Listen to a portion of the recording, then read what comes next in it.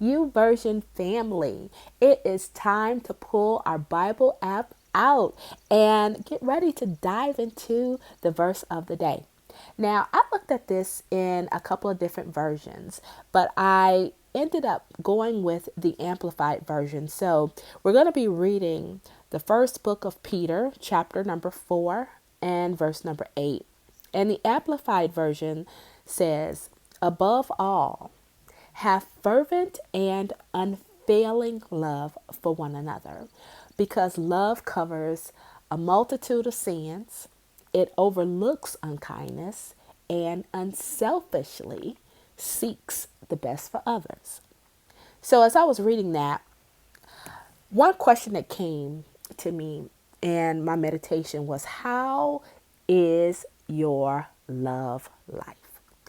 Now, I also thought about, how intense is love? Am I passionate? Am I unconcerned?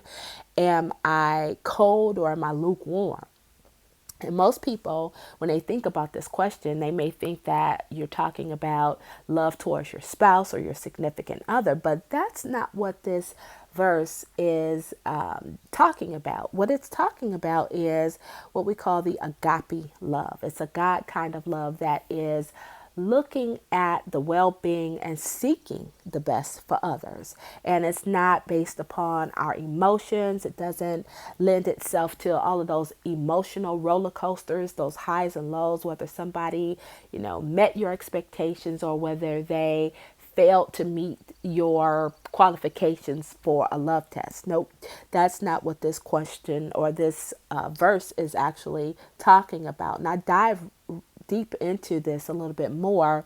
I wrote about it today on my blog, but one of the things I wanted to just leave with you all today is, the most powerful commandment that God gave to us, and that is the commandment to love. He says, above all, all of the things that we can have, charity and, hope and all of the things that we could have, the most significant thing that we could give to another person, the greatest gift of all is love. After all, God so loved the world that he gave his only begotten son to die for us because he was thinking about the end. He had the end in mind. And that's how God wants us to think.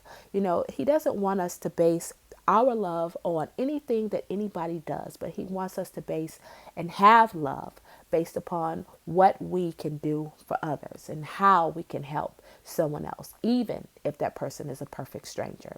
So that's what I got out of it today, guys. I would love to hear from you. Leave your comments below. And if you're on the YouVersion Bible app, be sure to connect.